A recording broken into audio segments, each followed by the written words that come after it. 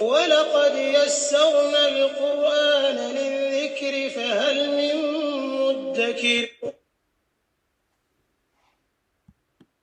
نحمده ونصلي على رسوله الكريم بسم اللہ الرحمن الرحیم اللہ اکبر وللہ الحمد۔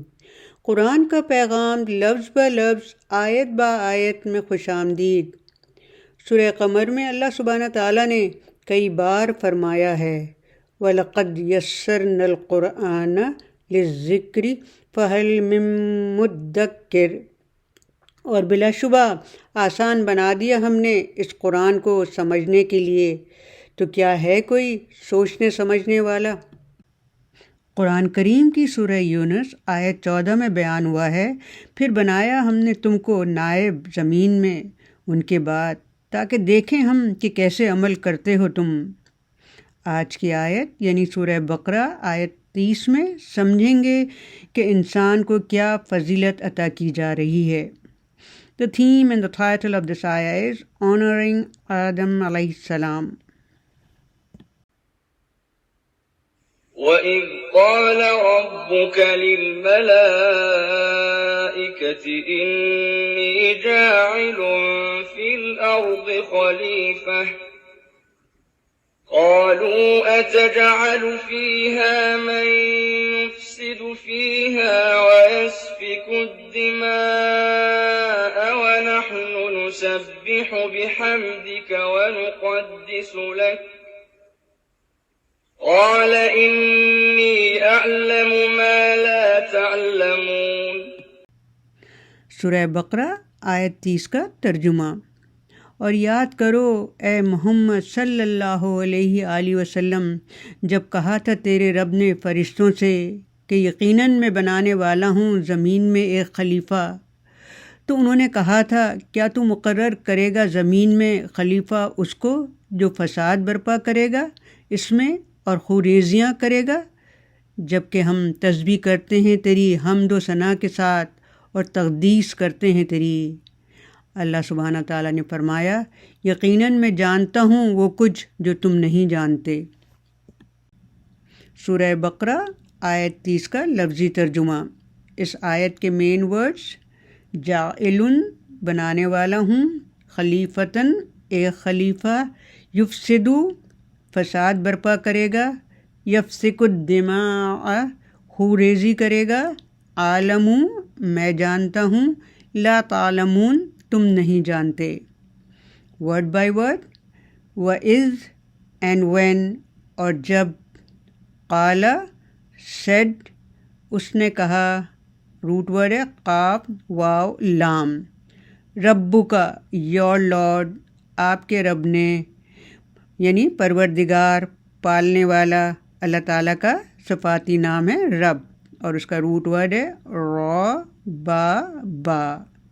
للملائکتی ٹو دا اینجلس فرشتوں سے، لی مطلب سے، اور الملائکتی فرشتوں، اور اس کا سنگولر ہے الملکوت یعنی کہ فرشتہ، اللہ کی مخلوق ہے جو نور سے پیدا ہوئی ہے، اور اس کا روٹ ورڈ ہے میم لام کاف۔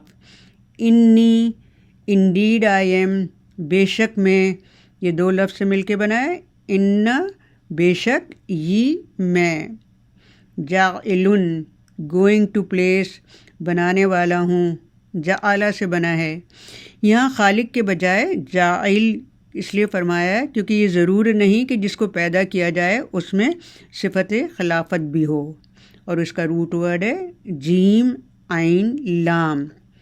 فی ان میں، الارض دی ارتھ زمین یعنی دنیا، اور اس کا روٹ ورڈ ہے حمزہ را داد۔ خلیفتن کیلف، وائس رائے، نائب، جانشین۔ خلیفہ مالک نہیں ہوتا، اس کے اختیارات مالک کے دیے ہوئے ہوتے ہیں، اور ان کا کام ہوتا ہے کہ ان احکامات پر عمل کرانا، اور اس کا روٹ ورڈ ہے خا لام فا۔ قالو دے سیڈ انہوں نے کہا، یعنی فرشتوں نے کہا، اور روٹ ورڈ ہے قاف واو لام، جیسے قالا کا تھا۔ اتج الو ول یو پلیس، کیا تو بنائے گا، اس میں دو ورڈ ہیں آ کیا، تجعل بنائے گا، اور یہ بھی جعالہ سے بنا ہے، اس کا بھی روٹ ورڈ جیم عین لام ہے۔ فیہا ان اٹ، اس میں یعنی دنیا میں، من ون ہو، اس کو جو، یفسدو ول اسپریڈ کرپشن، فساد پھیلائے گا، مراد اولاد آدم یعنی گناہ کا ارتکاب کرے گا، اور اس کا روٹ ورڈ ہے فا سین دال۔ فیہا ان اٹ، اس میں دنیا میں، و یفسکو اینڈ ول شیڈ، وہ بہائے گا مطلب لڑے گا، قتل و غارت کرے گا، اور اس کا روٹ ورڈ ہے سین فا کاف۔ الدماء، دی بلڈز، خون، اور اس کا واحد ہے دمن، اور اس کا روٹ ورڈ ہے دال میم واو۔ وَنَحْنُ، وائل وی، حالانکہ ہم، وا مطلب حالانکہ، نانو مینز ہم، اور ہم سے یہاں مراد ہے فرشتے۔ قالو دے سیڈ، انہوں نے کہا، یعنی فرشتوں نے کہا، اور روٹ ورڈ ہے قاف واو لام، جیسے قالا کا تھا۔ اتج الو ول یو پلیس، کیا تو بنائے گا، اس میں دو ورڈ ہیں آ کیا، تجعل بنائے گا، اور یہ بھی جعالہ سے بنا ہے، اس کا بھی روٹ ورڈ جیم عین لام ہے۔ فیہا ان اٹ، اس میں یعنی دنیا میں، من ون ہو، اس کو جو، یفسدو ول اسپریڈ کرپشن، فساد پھیلائے گا، مراد اولاد آدم یعنی گناہ کا ارتکاب کرے گا، اور اس کا روٹ ورڈ ہے فا سین دال۔ فیہا ان اٹ، اس میں دنیا میں، و یفسکو اینڈ ول شیڈ، وہ بہائے گا مطلب لڑے گا، قتل و غارت کرے گا، اور اس کا روٹ ورڈ ہے سین فا کاف۔ الدماء، دی بلڈز، خون، اور اس کا واحد ہے دمن، اور اس کا روٹ ورڈ ہے دال میم واو۔ وَنَحْنُ، وائل وی، حالانکہ ہم، وا مطلب حالانکہ، نانو مینز ہم، اور ہم سے یہاں مراد ہے فرشتے۔ سورہ بقرہ آیت 30 کا بریف ڈسکرپشن یعنی مختصر وضاحت۔ گزشتہ آیات میں ذکر تھا کہ تمام مخلوقات کو تمہارے نفع کے لیے پیدا کیا ہے۔ اس آیت میں ان سب چیزوں سے نفع اٹھانے والی مخلوق یعنی انسان کا ذکر فرمایا ہے، یعنی ابو البشر حضرت آدم علیہ السلام کی تخلیق کی ابتدا اور فضیلت کا ذکر ہے۔ پہلا جملہ وَإِذْ قَالَ رَبُّكَ لِلْمَلَائِكَةِ، اور جب کہا تیرے رب نے فرشتوں سے، اے محمد تم یاد کرو اور اپنی امت کو خبر دو جب آپ کے رب نے فرشتوں سے رائے مانگی۔ یہاں اللہ تعالیٰ کے اس خطاب سے فرشتوں کا وجود ثابت ہوتا ہے، اور یہ کہ ان کو سمجھ بھی ہے۔ فرشتے اللہ تعالیٰ اور اس کی دوسری مخلوقات کے درمیان قابل اعتماد واسطہ ہیں۔ یہ اپنی روحانیت کی وجہ سے اللہ کے قریب ہیں، اور مخلوق ہونے کے سبب مخلوقات سے بھی نسبت اور تعلق رکھتے ہیں۔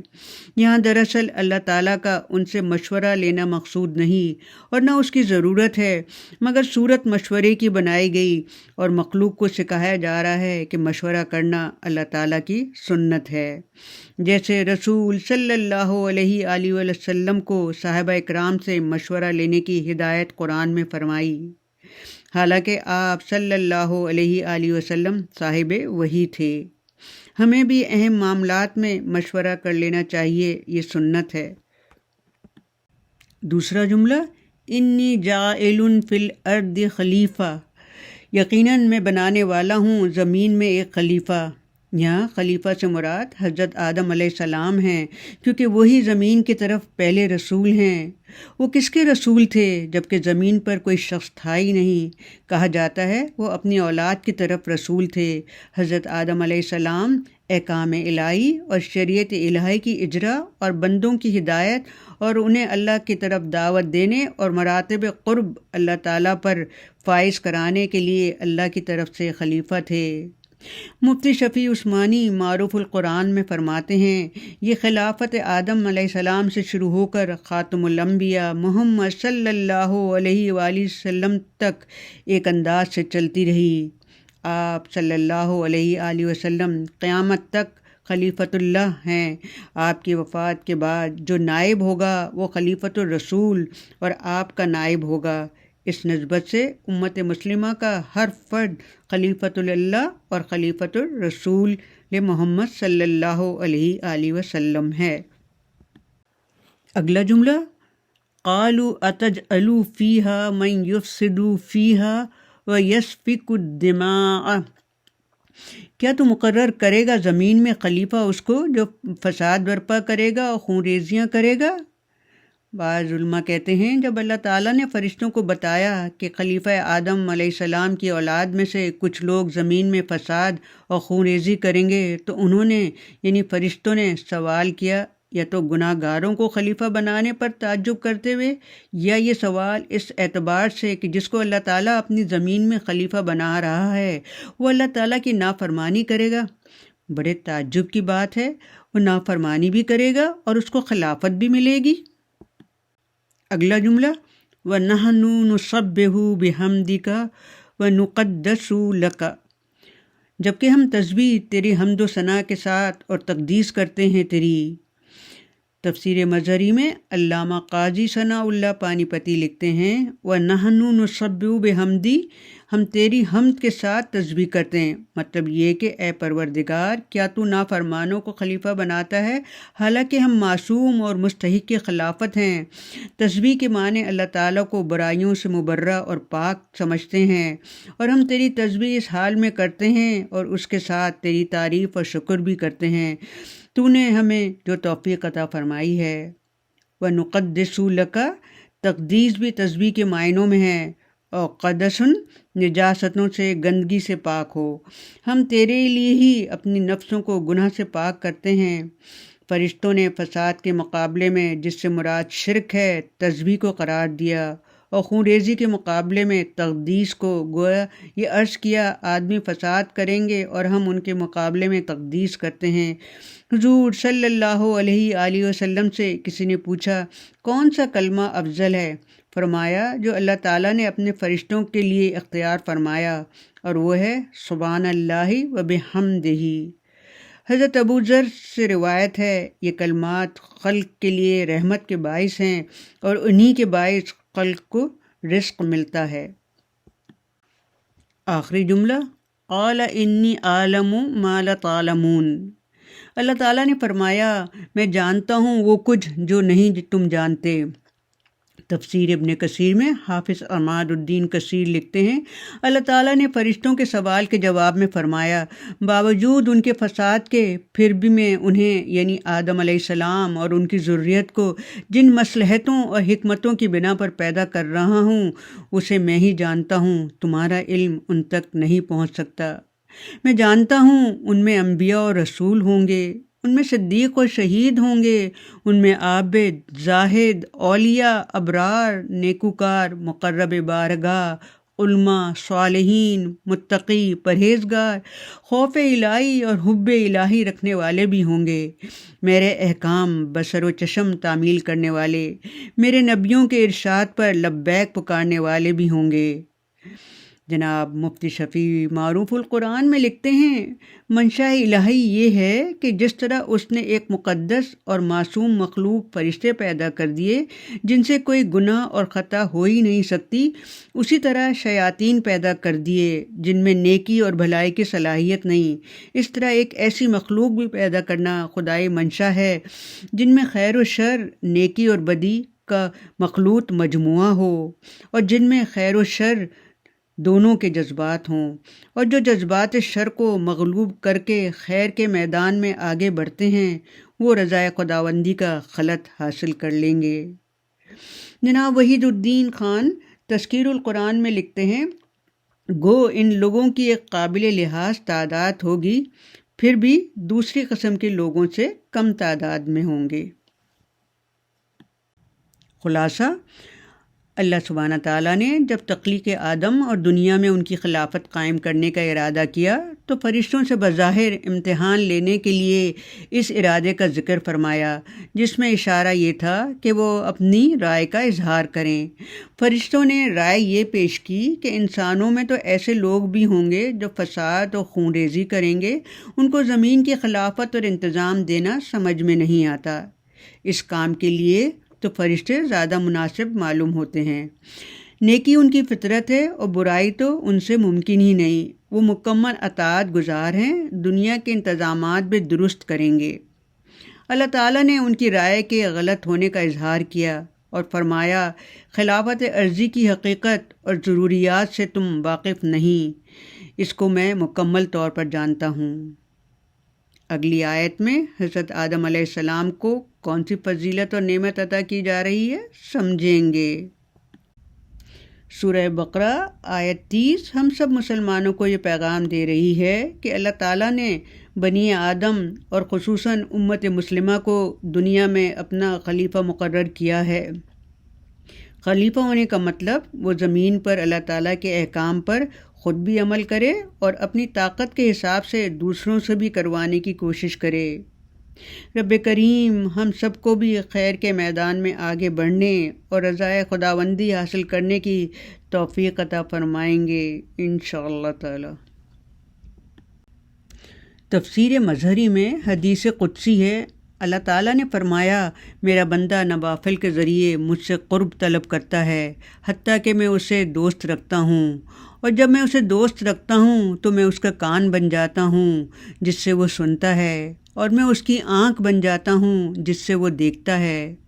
فرشتوں نے یہ نہ سمجھا کہ بارگاہ الہی میں آدمی کو وہ قرب اور منزلت ہوگی کہ دوسروں کے لیے یہ کسی طرح متصور ہی نہیں ہو سکتی، اور اس کے بندوں کو مرتبہ تقرب نصیب ہوگا۔ رب هب لي حكما وألحقني بالصالحين۔ اے میرے مالک عطا فرما تو مجھے حکمت، اور شامل فرما تو مجھے صالحین میں۔ آمین ثم آمین۔